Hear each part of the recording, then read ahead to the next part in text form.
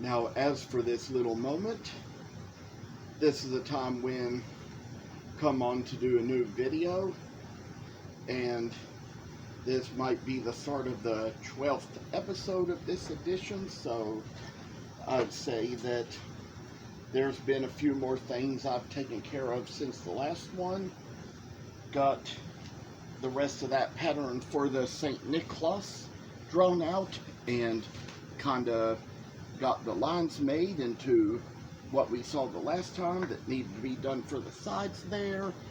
Say that I shrunk that little snowman pattern you all saw around last time and decided I'd put it here on the board to try to do a little trace on that. Do need to show you all that there was this little Santa. I finally finished him. I finished the painting on the others, but finally decided to paint the shoes silver to end that off. And with this one, this is the last of the gingerbread men. Finally got about all the work done on it, except for putting the initials in the year. I'll take care of that soon. But as for now, there's just a little thing I wanted to show as to how we're going to learn about these ornaments here.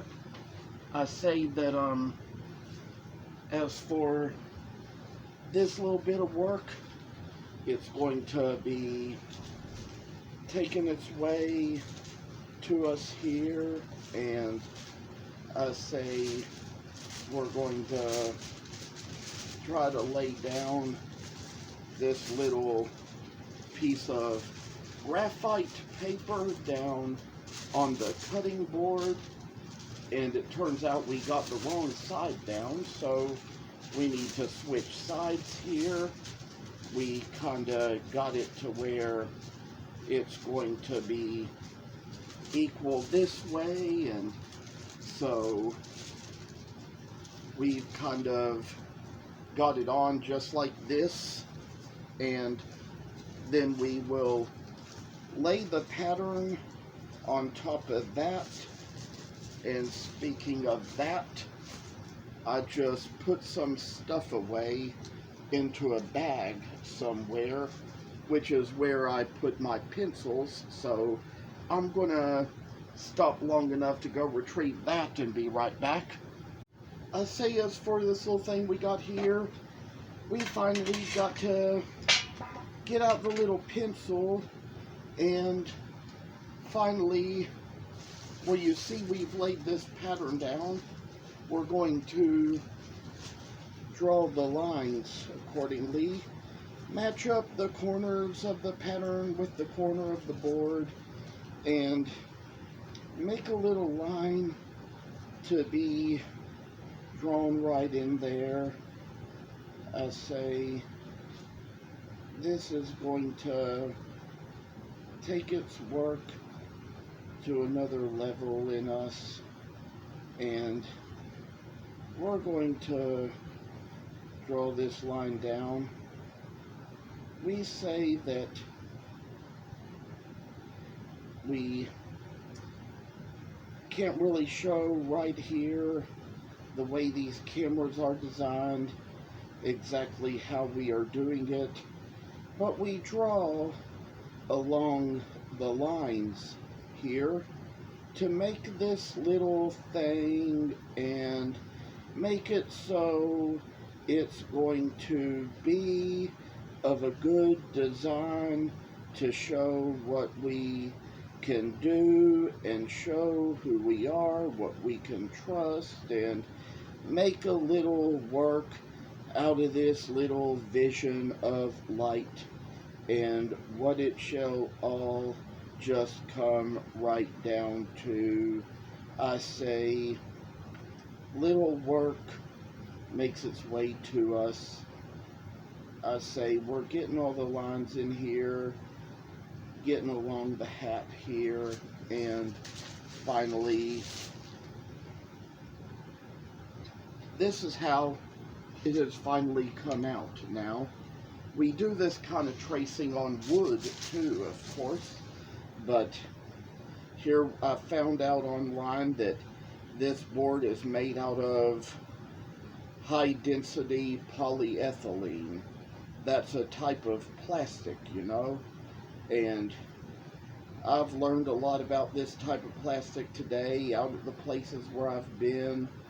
I tell y'all that I will say that about Founders Day today, I went down there, but I'll tell y'all a little more about it. I have been changing around on my Facebook page, my business page, as to what I'd be doing and whether or not I'd be there, and probably said on the Facebook page that I'd be bringing a few of my items down there just to show, if nothing else, and think about selling. But it turned out that I didn't go down there until later in the day, later than it started, because I just thought, you know, because it rained outside, and like I said in the post, you know, I mean, I've gotten to where I don't really take my stuff and put it out there if it rains on Founders Day, because somehow other people's stuff seems to be protected from the rain. It doesn't get ruined by the rain, but I take my stuff down there,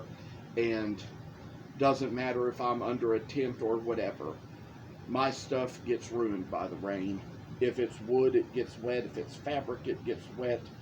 And the thing is that things just kind of get ruined in my case. I can't really keep my stuff safe when it rains. But I'll tell y'all what I've done here is I've drawn this little line. I've learned some little things about how good this kind of stuff can be for the bandsaw. I've learned that it just isn't dangerous to cut. My mother was kind of afraid of that. She wanted me to ask about it. She was afraid of the dangerous stuff, didn't know much about it. I was pretty sure that I knew it wasn't, but wanted me to check about it anyway, so I sent the guy a message on Messenger this morning, not knowing that I'd see him today. But when I went down to Founders Day, I saw him there, so I asked him about the stuff, found out it's really not all that dangerous at all, found out it's actually a good lubricator for the blades. Now, he uses table saws too, as do a lot of people, but I don't use table saws. I mean, I think they're just a little too dangerous. I couldn't really be alert enough to really be able to use one safely. And besides the fact that, you know, when I was a very little kid, my grandfather had an accident on a table saw. He was kind of cutting a piece of wood and laid his hand down on the blade, and it cut along his fingers like this, and thankfully and luckily he was able to get all his fingers sewn back on. He was able to get back the use of his hand. I've heard it said that not too many people get that when something like that happens. And you know, when I was little and this happened, we were always praying for him, praying that he'd be able to get back to typing, which we knew was his favorite thing to do. And so, you know, we just kind of, you know, just wanted him to be safe and all. And, you know, that's kind of among the reasons I've never really used those things. But I have learned that this stuff is really good lubricator for a planer blade as well. That same guy told me that he put some of this down into his planer one time to help it kind of lubricate the blade a little bit, make the planer blade able to cut a little better. I mean, there's been stories I've had with planers as well. I've got one now I haven't used yet, but hope this summer with some of the pieces I've cut out and sawn out that I hopefully will get around to it. Really want to do that, and just will mention for a thing or two that kind of work has just come along. And do want to tell you, the last time I had a planer, it just so happened that I needed to change the blade, and while I was changing the blade, I unscrewed some screws, and after I got that much done, I ended up getting sick. So because I was sick, I had to rest and wasn't able to get back to work on it. Then once I got well and was going to go back to work on it, I ended up losing one of the springs to one of the screws and washers, and didn't think it would be safe to operate it without the spring, so had to throw the planer away, put it out on the road to be taken by anybody who could just use it for metal. Because the fact of the matter is, without the spring, I wasn't sure how safe it would be to use it. So I think we're going to take care of a few other littler things here. I do want to mention that, like I've said, because of how rainy it is today, it would be a little too rainy to carve outside. I've got somebody making suggestions on my YouTube video as far as what to use to try to, to power carve these mahogany and African mahogany Santas, because he asked me if the little sanding drum was all that I used with the rotary tool. I told him it's not. I use the other tools to do little details like other things.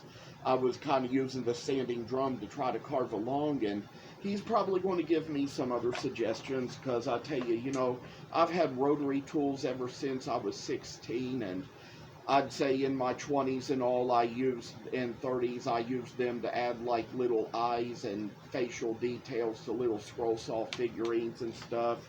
Maybe even add some words now and then, but I'd say that it's just been one of those things where I haven't learned much how to use them to do very many things. So I'd say I'm probably going to get a little tutorial, try to learn a little more how to use it. I've just carved with knives so much of my life. That's just kind of how that's always worked. And so I'd say that, well, now that I mention it, I do think I'm going to have to stop to go get one more thing out of that bag.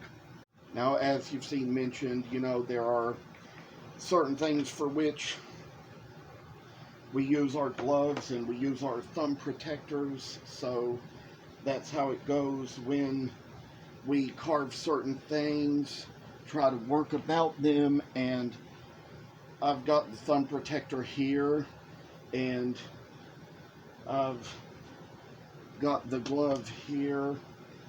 And sometimes you got to be careful with these gloves. They can kind of get little holes in them eventually. But I'd say that there's another piece of work we're going to try to work on right here with these little mahoganies and African mahoganies. I'd say we already got these lines engraved with the gouge into the little mahogany ones.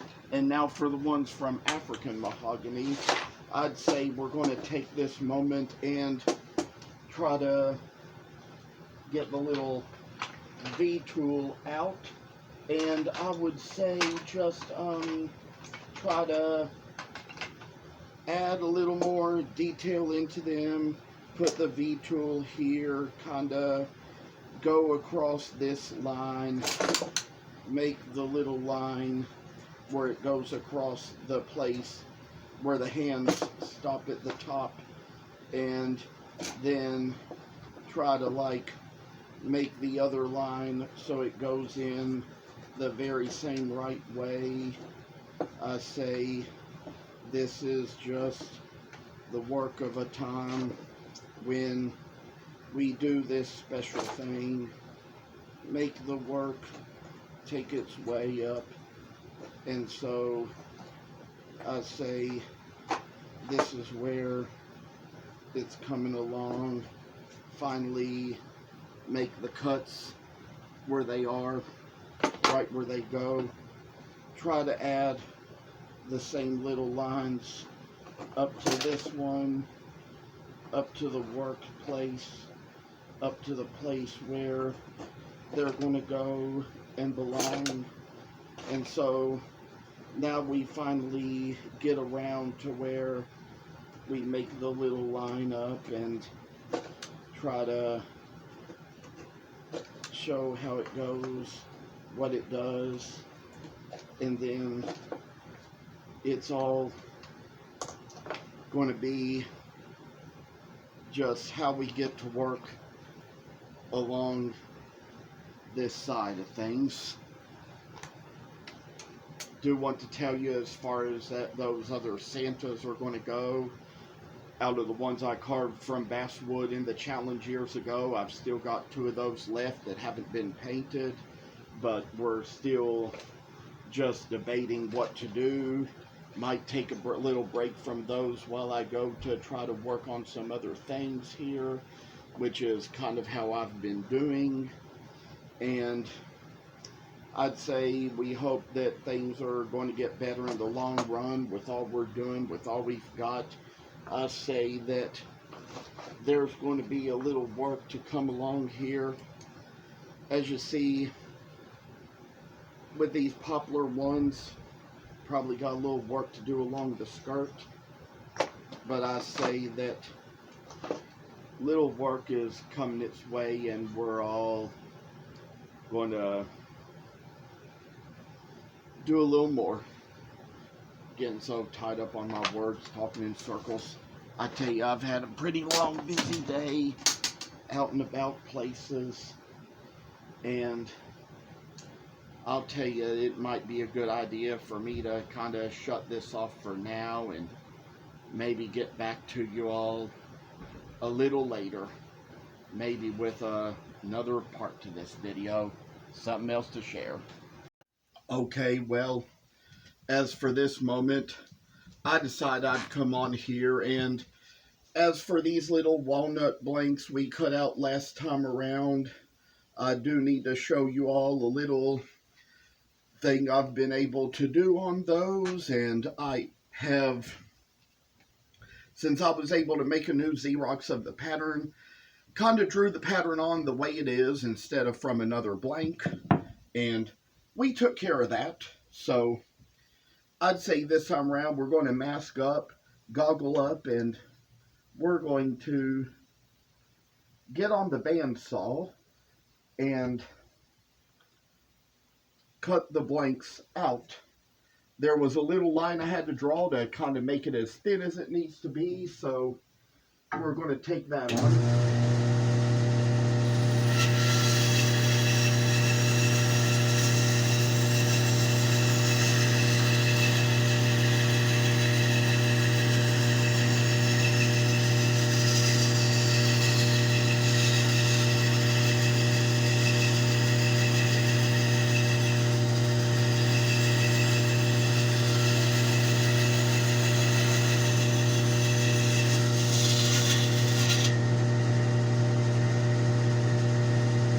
I'll say that I got a little place here taken care of. There's probably a place where, to try to make a little extra blank in here, we might kind of make a few lines, try to separate them out a little bit.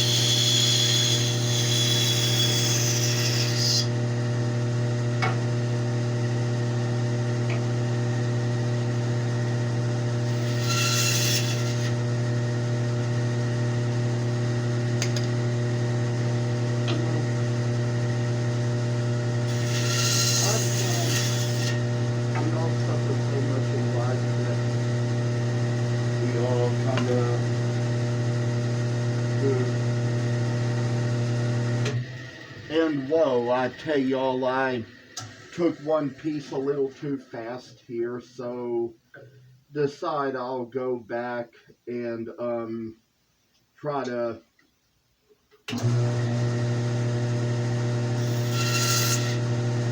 care of that little place where I needed to saw the line for the boot.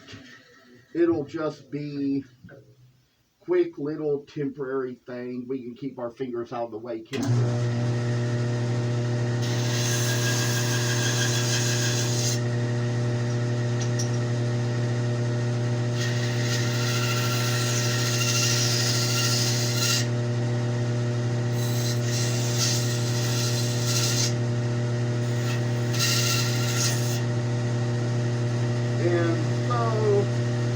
come out with this little figure.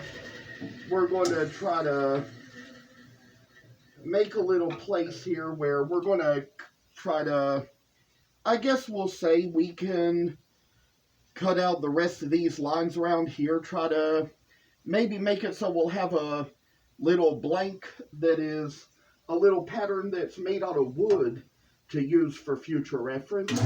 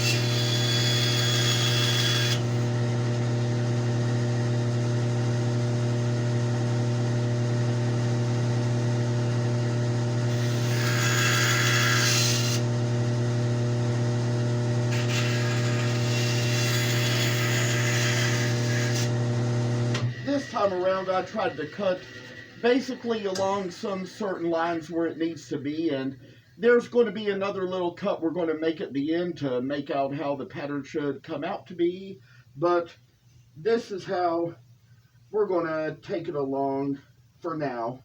Just try to keep it at a level where we can still cut it.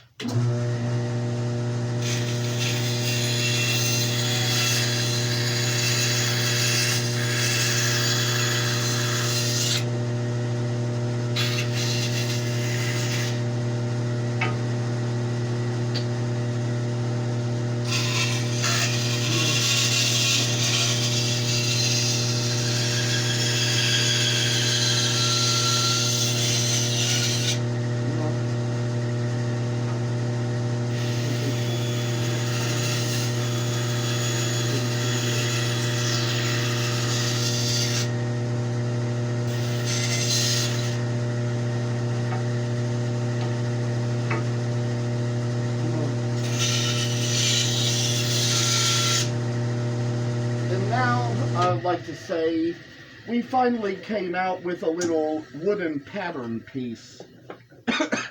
We'll save that for future reference.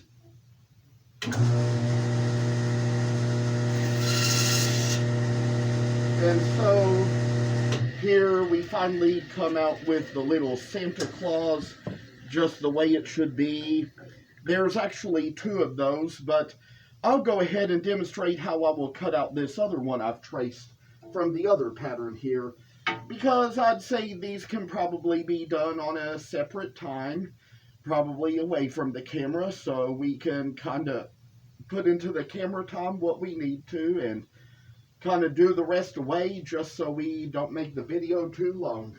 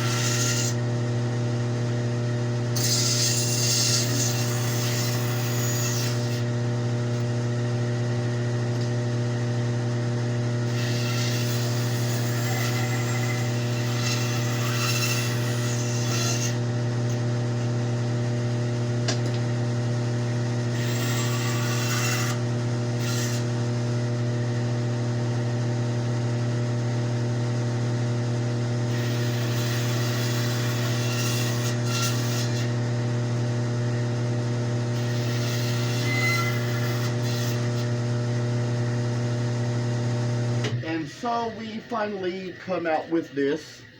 I'm going to stop the video right here because it's probably going to end up being long once we get it all together, all that's involved in it. So I'd like to just say thank you for watching.